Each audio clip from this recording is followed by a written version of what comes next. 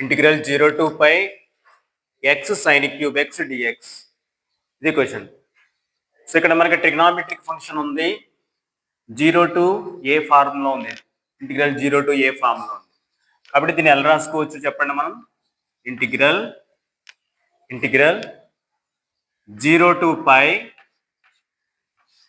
minus x into sin cube pi minus x dx. So ఈ విధంగా రాశాను. So this is equal to integral 0 to pi minus x sin 180 minus x. Sin 180 minus x is sin x. So this can be written as sin cube x dx. So ఇప్పుడు sin cube x dx లోపల పంపించినట్లయితే pi into sin cube x minus x sin cube x అవుతుంది. So problem before మనం దీన్ని i అనుకుందాం, let i is equal to integral 0 to pi x sin cube x dx. So ఇప్పుడు sin cube x dx ని లోపల పంపించినట్లయితే ఏమవుతుందంటే, so this is equal to integral 0 to pi into sin cube x dx minus integral 0 to pi x sin cube x dx. But integral 0 to pi x sin cube x dx అంటే దీనికి equal, అది మనకి ఐకి equal.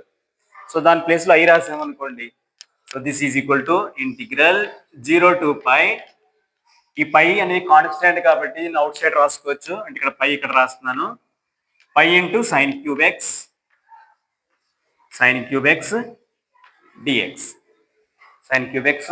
dx.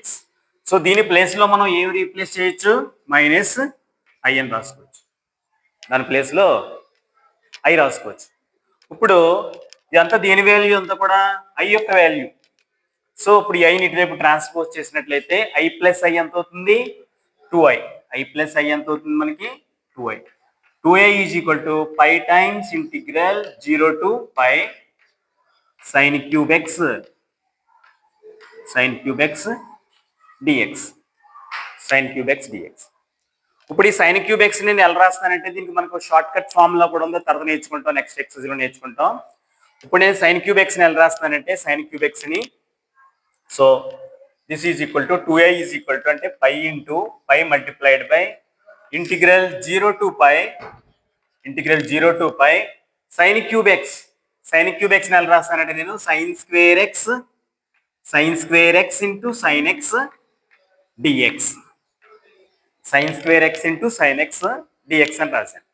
ఇప్పుడు దీంట్లో ఉన్న ఈ sin square x ని ఎలా రాస్తున్నానంటే, this is equal to pi times integral 0 to pi sin square x can be written as 1 minus cos square x into sin x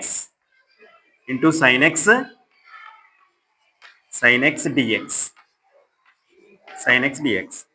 okay, ఇప్పుడు ఇక్కడ చూడండి, మనకి integral 0 to pi 1 minus cos square x into sin x dx.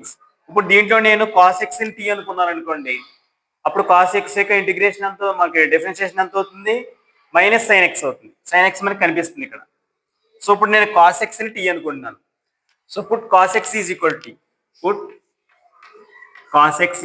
To t. So this implies cos x ని t అనుకుంటే మనకి ఏమవుతుంది చెప్పండి, దీని యొక్క differentiation minus sin x dx is equal to dt. So దీన్ని బట్టి మనకి ఇక్కడ అప్పర్ లిమిట్ లోయర్ లిమిట్ కూడా చేంజ్ అవుతాయి. ఎలా చేంజ్ అవుతాయి అంటే, ఇక్కడ x అంటే ఎవరు, 0. So x is equal to if x is equal to 0 implies ఇక్కడ x ఉన్న ప్లేస్ లో 0 పెట్టుకోవాలి. cos 0 వాల్యూ ఎంత, 1. So t is equal to 1. Next if x is equal to pi implies cos pi value ఎంత, -1. cos 2pi value ఎంత అవుతుంది, 1 అవుతుంది. cos npi యొక్క వాల్యూ, n ఈవెన్ అయినప్పుడు ఆడ్ అయినప్పుడు చెప్పాను, n ఈవెన్ అయింది అనుకోండి దాని వాల్యూ 1 అవుతుంది, n ఆడ్ అయినప్పుడు దాని వాల్యూ ఎంత అవుతుంది, -1 అవుతుంది. సో ఇప్పుడు t వాల్యూ ఎంత అవుతుంది చెప్పండి, -1 అవుతుంది. సో ఇప్పుడు ఈ ఇంటిగ్రేషన్ అంతా కూడా ఏ విధంగా కన్వర్ట్ అవుతుందంటే, so this is equal to integral పై ఉన్న ప్లేస్లో పై రాస్తున్నాను, ఇక్కడ మైనస్ సైన్ ఎక్స్ అంటే sine x dx is equal to minus dt అవుతుంది కాబట్టి ఇక్కడ మైనస్ పెట్టుకోవచ్చు. ఓకే, నెక్స్ట్ ఇక్కడ ఇంటిగ్రల్ 0 to π అంతా కూడా ఎలా చేంజ్ అవుతుందంటే ఇంటిగ్రల్ 1 to -1 కింద చేంజ్ అవుతుంది. 1 to -1 1 minus cos square x. So cos x is equal to అనుకున్నాం కాబట్టి ఇక్కడ మనకి 1 minus t square into dt ఈ విధంగా కన్వర్ట్ అయ్యింది. సో ఇక్కడ నుంచి మనకి ఇంటిగ్రేషన్ చేయడం చాలా easy. So this is equal to -π. దీన్ని రెండు సెపరేట్ చేసినట్లయితే integral 1 to -1 into dt minus integral 1 to -1 t square dt. Okay, so ఇప్పుడు దీన్ని మనం ఎలా రాసుకోవచ్చు చెప్పండి. This can be written as, so -π times integral 1 to -1 dt అంటే ఎంత అవుతుంది? టీ అవుతుంది, ఇంటిగ్రేషన్ టీ అవుతుంది. అంటే t under the limits 1 to -1 1 to -1 next minus integral 1 to -1 t square dt. So this can be written as t cube by 3 under the limits 1 to -1 1 to -1. Okay, ఇప్పుడు మనకి ఏమవుతుందంటే ఈ -π అనేది common, రెండింటికి common పెట్టి ఇక్కడ ఒక బ్రాకెట్ పెడదాం. దీనికి ఇక్కడ ఒక బ్రాకెట్ పెట్టాను. So this is equal to -π. So first మనం -1 సబ్స్టిట్యూట్ చేసినట్లయితే ఎంత అవుతుందంటే -1 -1 మైనస్ మళ్ళీ 1 సబ్స్టిట్యూట్ చేస్తే -1 మైనస్ ఫస్ట్ -1 సబ్స్టిట్యూట్ చేస్తే -1 మైనస్ ఇంటూ మైనస్ +1 అవుతుంది.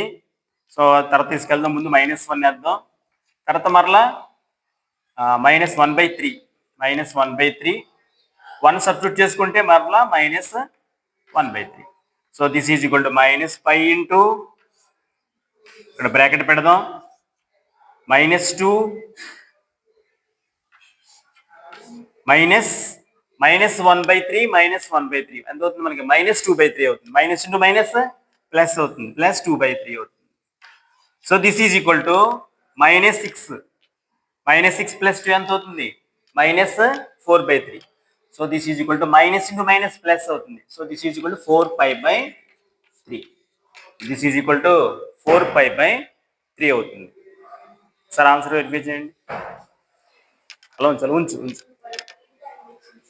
2/3 2/3 π. అదే 2π/3 వచ్చిందా?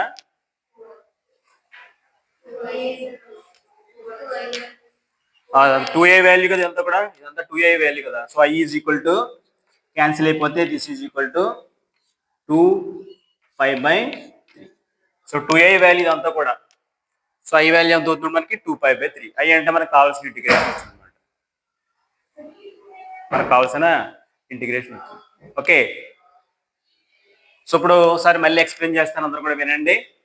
ఫస్ట్ ఇచ్చిన ఇంటిగ్రేషన్ ఏమనుకున్నానంటే నేను i అనుకున్నాను. i is equal to integral 0 to π x into sin cube x dx అది ఇవ్వడం జరిగింది.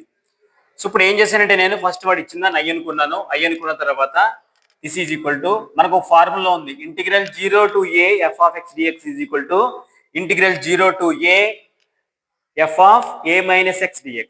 అంటే x ఉన్న ప్లేస్ లో మనం a minus x ను సబ్స్టిట్యూట్ చేయాలి. ఇక్కడ a అంటే ఎవరు? పై, కాబట్టి π-x into sin cube π-x dx వచ్చింది. So this is equal integral 0 to π π-x sin 180 - x that is sin x అంటే sin క్యూబ్ x dx వచ్చింది. ఈ sin క్యూబ్ x dx ని లోపల పంపించినట్లయితే ఏమవుతుందంటే సో పైన మల్టిప్లై చేస్తుంది. సో పైన మల్టిప్లై చేస్తే so this is equal to integral 0 to π into sin cube x dx minus integral 0 to π x sin cube x dx. Integral 0 to π x sin cube x dx అంటే దీని యొక్క value ఎంత మనకి? i కి equal. So i రాసాం. So i is equal to integral 0 to π sin cube x dx minus i. ఇప్పుడు ఈ minus i ఇటువైపు తీసుకొచ్చాను అనుకోండి, i ప్లస్ i ఎంత అవుతుంది? 2a అవుతుంది. So π times integral 0 to π sin cube x dx వచ్చింది. ఇప్పుడు ఈ sin క్యూబ్ x ని ఎలా రాశానంటే నేను sine square x into sine x అని రాశాను.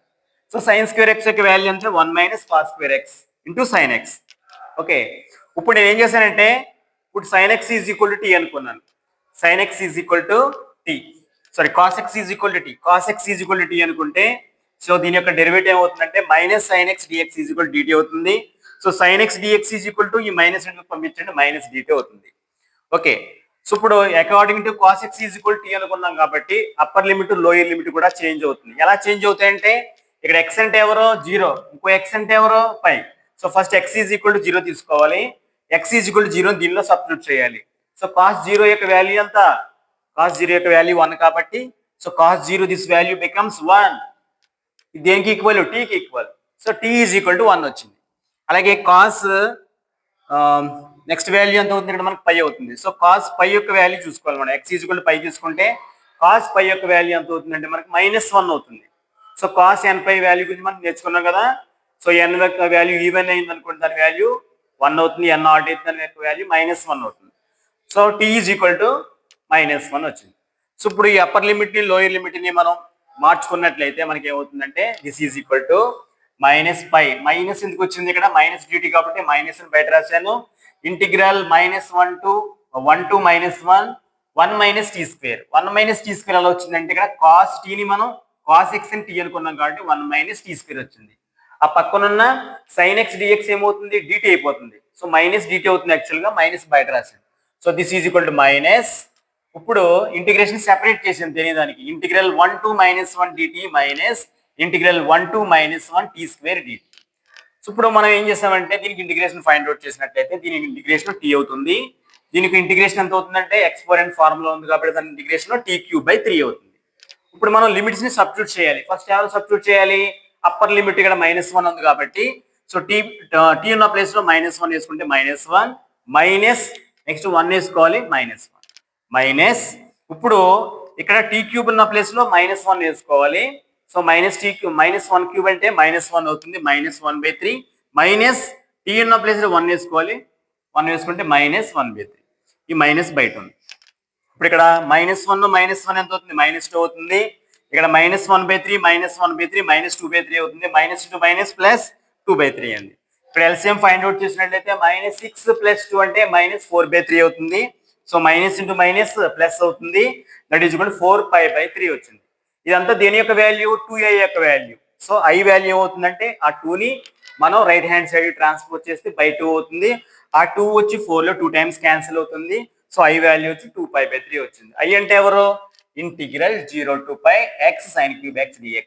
దాని యొక్క వాల్యూ వచ్చి 2π/3 వచ్చింది.